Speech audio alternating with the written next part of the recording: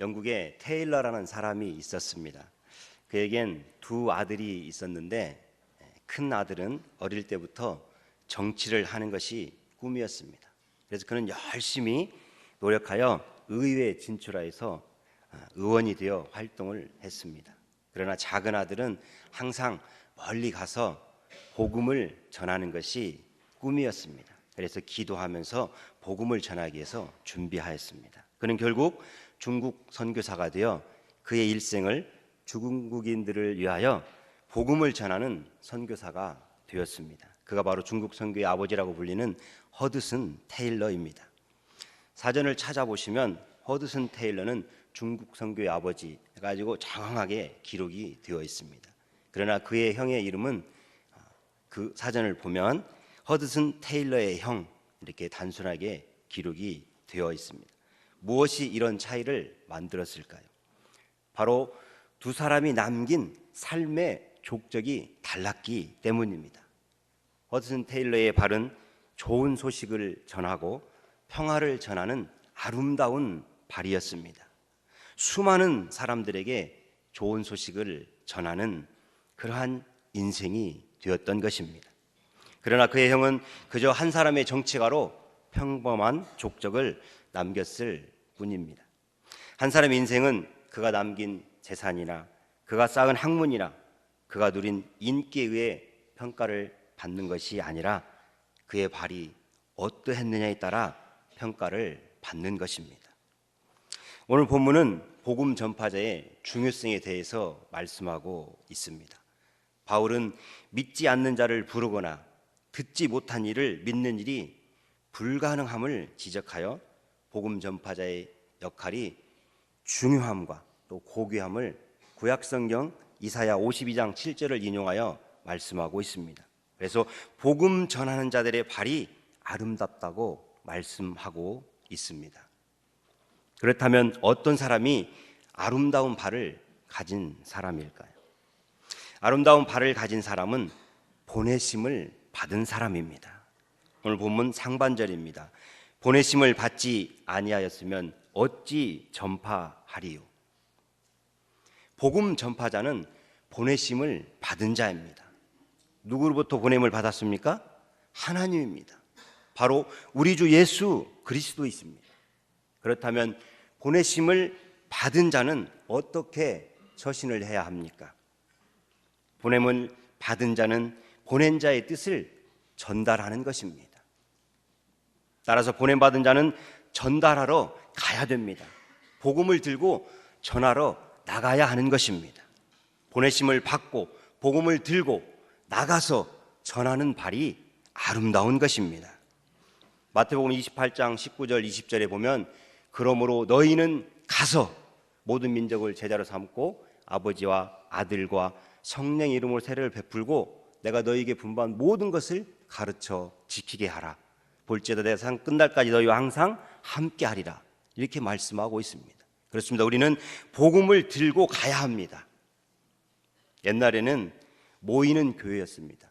교회에서 자꾸 끌어모아서 집회도 하고 부흥회도 하고 월요일 날 시작하면 토요일 새벽에 끝나고 교회를 안 다니는 사람도 부활절에 계란 타러 나오고 성탄절에 선물 타러 나오고 그렇게 교회로 막 모았습니다. 그러나 오늘날은 흩어지는 교회입니다. 복음을 듣고 말씀을 배우고 확신을 가지고 세상으로 나가서 복음을 전해야 하는 것입니다. 하나님의 명령에 순종해야 합니다.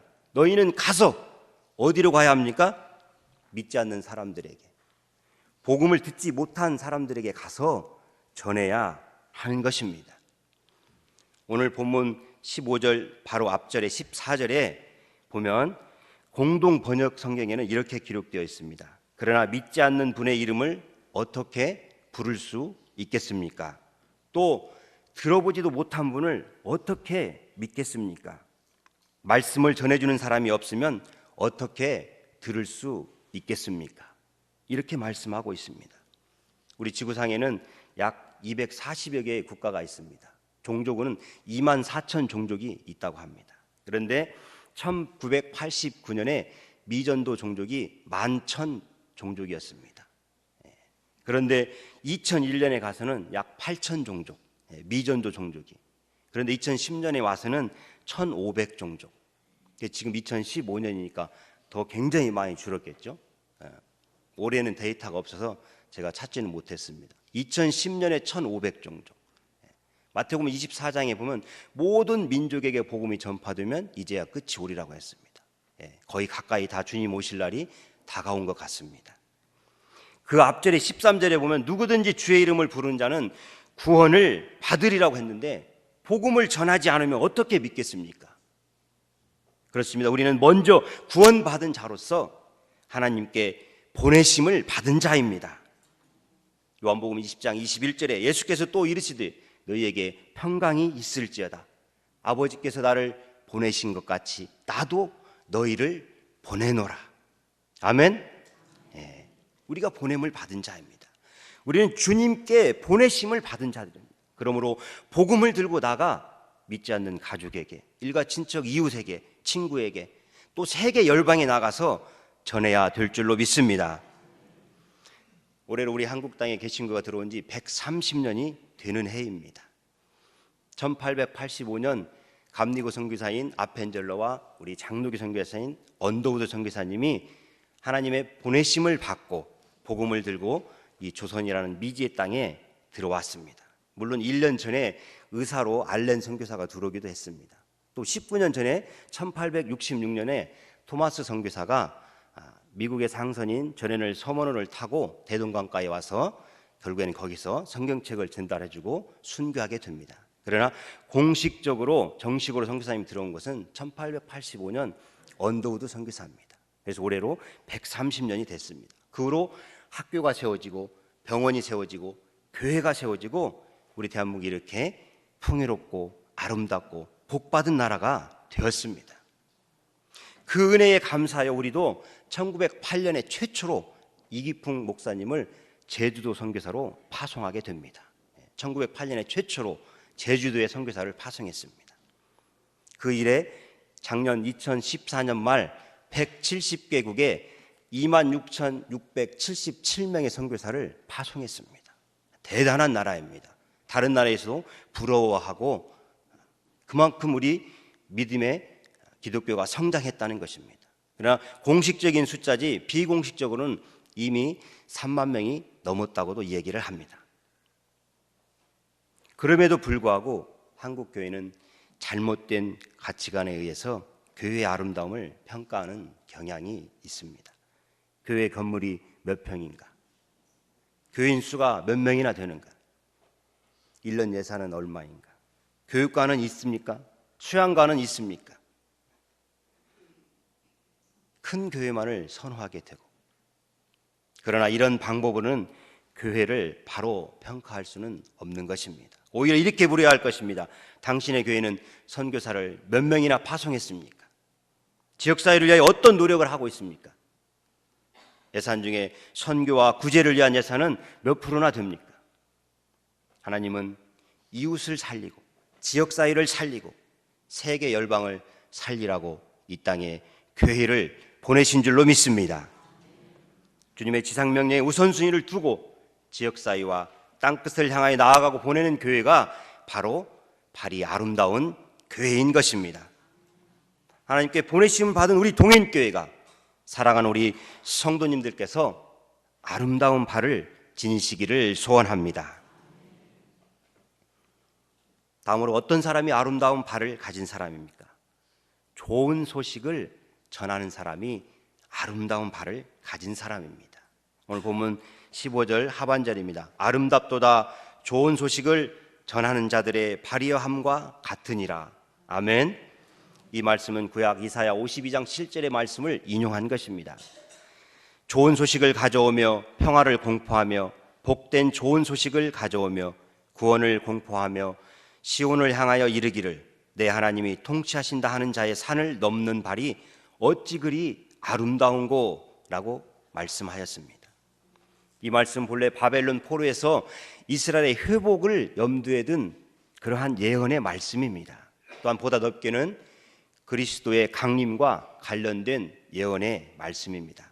그리스도께서 평화의 왕으로 오셔서 하나님 나라의 기쁜 소식을 전파하실 것을 예언한 말씀입니다. 다시 말씀드려서 하나님의 의와 자비와 구원을 전하시고 베푸시는 그리스도를 아름다운 발을 가지신 그러한 분으로 말씀하신 것입니다. 그런데 사도 바울은 오늘 본문에서 이 그리스도의 복음을 전하는 바로 우리 성도들에게 적용시킨 것입니다. 그렇다면 복음을 전파하는 성도들의 발걸음이 왜 아름다운 것입니까? 우리가 전하는 복음을 주신 하나님의 행사가 아름답기 때문입니다. 우리가 전하는 복음을 주신 하나님의 행사는 무엇입니까?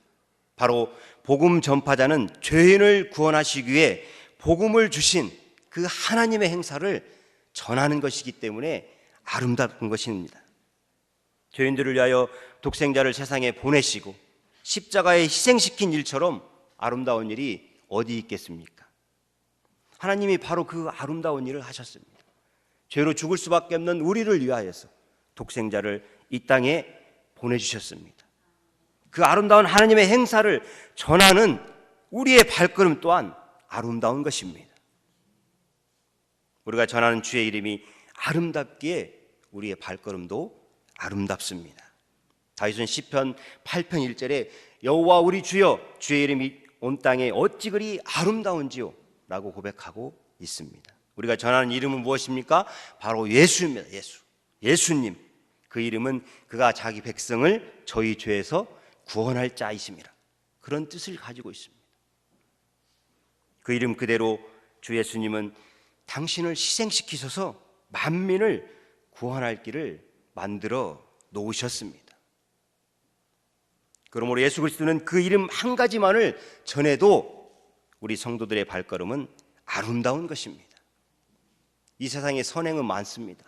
믿지 않는 사람들도 좋은 일 많이 하고 많이 도와주고 가서 봉사도 많이 합니다.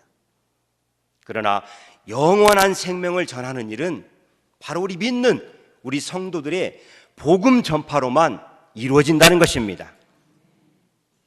주께 그 발걸음을 헌신한 것이기에 복음을 전하는 자의 발걸음이 아름다운 것입니다.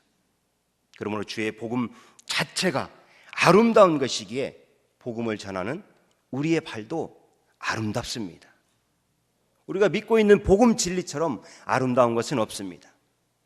왜 그렇습니까? 그것은 인생을 구원하고 풍요롭게 하는 것이기에 지극히 아름답습니다. 세상에 복음보다 아름다운 것은 없습니다. 이 좋은 소식을 전하는 발걸음이 아름다운 것입니다. 주님의 소원은 바로 복음이 온 천하에 전파되는 것입니다. 우리 동역교회는 복음을 전파하기 위하여 이웃을 돌아보고 지역사회와 농촌교회 그리고 세계선교에 앞장서고 있기에 아름다운 발을 가진 교회입니다. 이 일에 동참하는 우리 성도님들이 아름다운 발을 가진 그러한 분이심을 믿으시기를 바랍니다. 사랑하는 성도님 여러분, 우리는 하나님 보시기에 아름다운 발걸음을 지닌 성도들이 되어야 될 줄로 믿습니다. 발걸음이란 단지 발로 걷는 것을 가리키는 말이 아닙니다. 우리의 모든 언행을 가리키는 말입니다.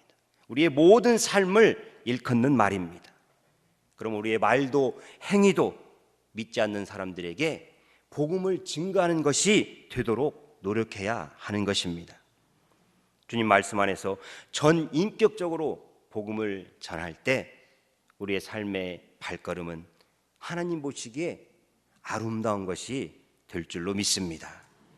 보내심을 받은 동인의 모든 성도님들께서 좋은 소식을 전하는 아름다운 발, 주님 닮은 발이 되어 복음 전파의 사명을 잘 감당하시기를 주님의 이름으로 간절히 부탁을 드립니다. 기도하시겠습니다.